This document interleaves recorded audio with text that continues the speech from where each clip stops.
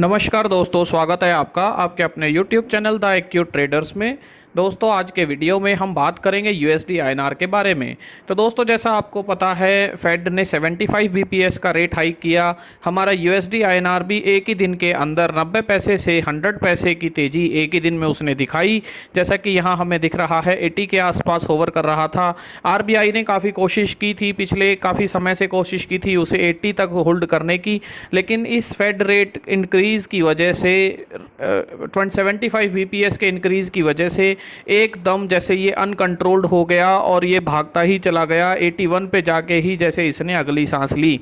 तो दोस्तों, एनालिसिस करेंगे USD INR का आगे का मूव। तो दोस्तों, जैसा कि हम जानते हैं, हम देख रहे हैं कि USA में जो 1 ईयर का जो ट्रेजरी यील्ड है वो भी 4.15% तक चला गया है, काफ़ी ऊपर चला गया है। 1 साल का यील्ड चला गया है। तो दोस्तों, जो जहां short term bond yields USA में बढ़ रहे हैं और इंटरेस्ट रेट वो बढ़ा रहे हैं, और जैसा कि उन्होंने एक्सपेक्टेड इंटरेस्ट रेट आगे भी बढ़ाएंगे ऐसा उन्होंने इंडिकेशन भी दिया है। तो दोस्तों, इससे एक चीज़ तो बिल्कुल क्लियर है कि इस सभी प्रोसीजर में उनके इंटरेस्ट रेट बढ़ाने की वजह से जो अमर्जिंग मार्केट की करेंसीज़ हैं, जैसे कि इंडिया की भी करेंसीज़ है, उन पे प्रेशर आना तो बिल्कुल लाजमी है, बिल्कुल प्रेशर आ रहा है। तो दोस्तों, अब डॉलर इंडेक्स देखेंगे तो डॉलर इंडेक्स भी शूट अप कर गया है, बिल्कुल अनकंट्रोल्ड हो गया है। Weekly chart higher high pattern, weekly chart अपना जो रेजिस्टेंस के लेवल्स थे वो सब ब्रेक करके बिल्कुल एक ओपन स्काई में ट्रेड करता हुआ नज़र आता है।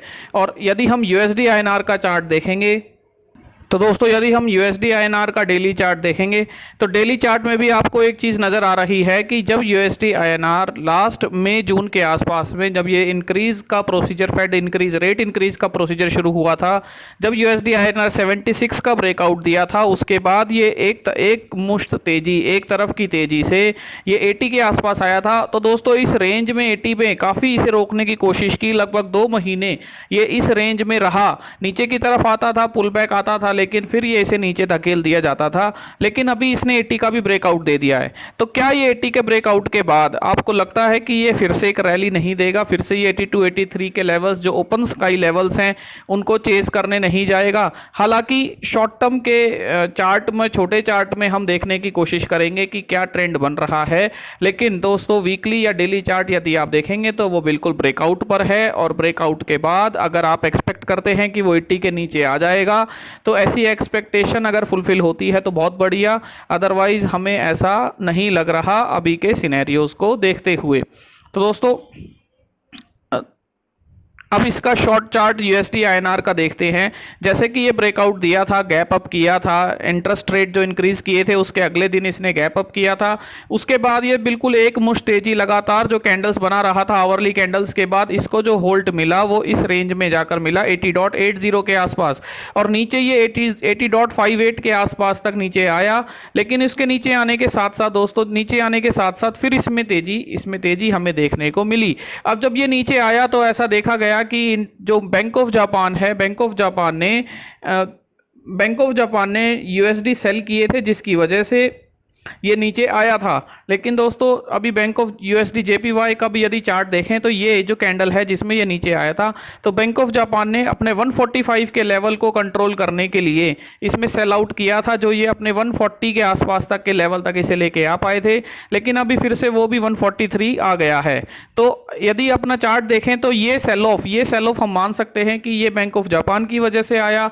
लेकिन उसके बाद जो ये सेल ऑफ आया, अब दोस्तों इसको छोटे चार्ट में देखते हैं, 15 मिनट के चार्ट में देखते हैं। तो छोटे चार्ट में आप देखिए कि जो ये सेल ऑफ आया, ये सेल ऑफ कहीं ना कहीं दिखाता है कि ये सेल ऑफ वॉल्यूम ओरिएंटेड तो था, और ये सेल ऑफ RBI की वजह से आया होगा। अब ये सेल ऑफ यदि RBI की वजह से आया होगा तो इस सेल ऑफ को जो पोज मिला वो 80.77 के आसपास में मिला। और इसके बाद USD INR आप देखेंगे, अगर मैं 5 मिनट का भी चार्ट लगाऊं तो दोस्तों 5 मिनट के चार्ट में जैसे ये गैप अप किया था, उसके बाद इन लेवल्स के आसपास में सेल ऑफ हमें देखने को मिला, 81.25 के आसपास हमें सेल ऑफ देखने को मिला। तो ये सेल ऑफ काफी नीचे आया और ये वॉल्यूम ओरिएंटेड था। उसके बाद यदि आप देखेंगे तो जब ये बढ़ रहा है, जब ये धीरे धीरे बढ़ रहा है, तो वॉल्यूम बिल्कुल ही न्यूट्रल है, बिल्कुल ना के बराबर है। तो इसका मतलब ये हुआ कि इसके अंदर अपने आप धीरे धीरे एक पुल तो है, मतलब जो इसकी वेव है वो ऊपर की तरफ ही है, अब ट्रेंडिंग वेव है। अब अप ट्रेंडिंग वेव में ये जा रहा है तो इसको ज्यादा वॉल्यूम की जरूरत नहीं है, लेकिन जब इसको नीचे लाना पड़ रहा है, यानी रिवर्स द वेव लाना पड़ रहा है, तो आपको वॉल्यूम देखने को मिल रहा है, वॉल्यूम की इसमें सख्त जरूरत पड़ रही है। तो इसका मतलब ये हुआ कि अभी फिलहाल जो इसकी रेंज है, जो इसका जो तरीका है, जो ट्रेड कर रहा है, वो अप ट्रेंडिंग कर रहा है। और नीचे की तरफ अगर वॉल्यूम ओरिएंटेड सेल ऑफ आता है तो अगली कैंडल जो भी पिन बार आप मान सकते हैं, आप कहीं ग्रीन रेड के बाद ग्रीन कैंडल मान सकते हैं, इस तरह का कोई भी टेक्निकल आप बना सकते हैं आवरली में 15 मिनट में, और उसके बाद आप वहां पे बाय द डिप ले सकते हैं, ऐसा हमें लगता है। यदि यूएसडी आईएनआर फिर से वॉल्यूम ओरिएंटेड सेल ऑफ के बाद जब पोज करता है तो वहां आप बाय द डिप की अपॉर्चुनिटीज ढूंढ सकते हैं, क्योंकि आप ये देख रहे हैं कि जब ये ऊपर जा रहा है, क्लोजिंग भी इसने अपने 81.12 के आसपास दी, तो इसको नीचे से 80.85 से 81.12 तक ले जाने के लिए कोई खास वॉल्यूम की जरूरत पड़ी ही नहीं। वो अपने आप ही अपने फ्लो में जाता रहा, धीरे धीरे पुल बैक आते रहे। हालांकि जब सेल ऑफ देना पड़ रहा था तो जरूर एक वॉल्यूम ओरिएंटेड सेल ऑफ देना पड़ रहा था, वॉल्यूम की जरूरत पड़ रही थी। तो दोस्तों इससे क्लैरिटी मिलती है, जो वॉल्यूम ओरिएंटेड सेल ऑफ यदि आपको मिलता है, आरबीआई की तरफ से मिलता है, तो आप सेल ऑफ के बाद एक अच्छा बाय द डिप की अपॉर्चुनिटी अभी फिलहाल के लिए यूएसडी आईएनआर में देख सकते हैं। अब दोस्तों डाटा की बात करें तो डाटा में अभी ये वीकली डाटा बन गया है। हालांकि वीकली डाटा के बावजूद हमने 81 का स्ट्रेडल बेचा था, और हमारा जो 81 को स्ट्रेडल बेचने का जो हमारा लॉजिक था वो यही था कि 80.25 के आसपास में आरबीआई वॉल्यूम ओरिएंटेड इंटरवीन कर रहा है, और नीचे की तरफ 80.85 से हमें पुल अप देखने को मिला था। तो हमें लगता है कि हो सकता है ये 2-3 दिन मंडे या ट्यूसडे अगर इस रेंज में होल्ड कर जाएगा, तो ये हमने 44 पैसे के आसपास में स्ट्रेडल बेचा था, तो हमें लगता है ये पैसा दे देगा। दोस्तों हमने इसमें पोजीशन बिल्कुल लो रखी थी, क्योंकि अगर ये ब्रेकआउट देता है, जैसा कि इसका मूड है कि ये ऊपर की तरफ जा रहा है और 82-83 के लेवल्स भी ये देख सकता है, तो दोस्तों अगर ये ब्रेकआउट देता है तो हमें इसमें इस कॉल में ज़्यादा लॉस नहीं होना चाहिए। हम इस पुट में या नीचे की पुट्स में सेल ऑफ बढ़ा देंगे, अपनी सेल होल्ड बढ़ा देंगे, लेकिन हमें ज़्यादा लॉस नहीं होना चाहिए, तो इसलिए हमने इसमें पोजीशन साइज भी काफ़ी छोटा रखा था। तो दोस्तों इस तरीके से हमने ये स्ट्रेडल बेचा था। और डाटा की यदि हम अक्टूबर के डाटा में शिफ्ट करते हैं तो अक्टूबर के डाटा में भी आप देखेंगे दोस्तों कि 82 के आसपास में अभी फिलहाल ओपन इंटरेस्ट जनरेट किया जा रहा है।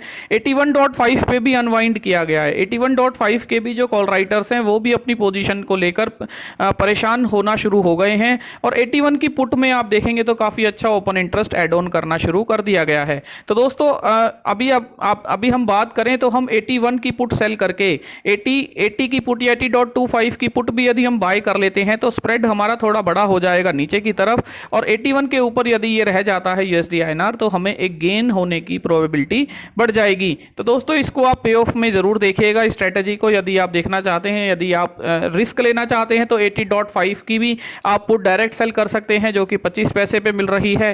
तो आपका ब्रेक इवन नीचे 80.25 के नीचे आपको लॉस की प्रोबेबिलिटी बढ़ेगी, और यदि 80.25 के नीचे ये रुकता है, वॉल्यूम ओरिएंटेड सेल ऑफ आता है, तो वो वैसे ही आपको चार्ट में नजर आ जाएगा।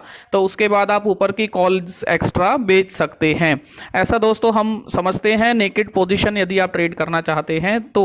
अदरवाइज आप हेज ट्रेड करना चाहते हैं तो आप 81 की या 80.5 की पुट सेल करके नीचे की कोई भी पुट आप खरीद सकते हैं, तो वो आपका बुल पुट स्प्रेड बन जाएगा, आपका रिस्क भी लिमिट हो जाएगा, आपका जो गेन है वो भी लिमिट हो जाएगा। अदरवाइज बाय द डिप की अपॉर्चुनिटी आप यूएसडी आईएनआर में अभी देख सकते हैं। और यदि आप एक्सपेक्ट करते हैं कि यूएसडी आईएनआर 80 के नीचे अभी आ जाए, तो दोस्तों उसके लिए हमें फिर से एक री एनालिसिस करना पड़ेगा इन दो डिमांड जोन का, क्योंकि ये आरबीआई ओरिएंटेड डिमांड जोन बनकर सामने आया है 80.80 का लेवल, और ये बैंक ऑफ जापान की वजह से जो सेल ऑफ आया था उसकी वजह से एक डिमांड जोन बनकर आया है। तो दोस्तों ये जो बड़ा जोन बन गया है 80.6 से 80.8 का जो जोन बन गया है, ये पुल बैक का काम करेगा, ये डिमांड का काम करेगा। और यदि आपको यूएसडी आईएनआर इस रेंज में मिलता है तो इस रेंज के नीचे का एसएल मानकर आप एक बार को लॉन्ग पोजीशन फिर से ले सकते हैं, ऐसा हमें लगता है।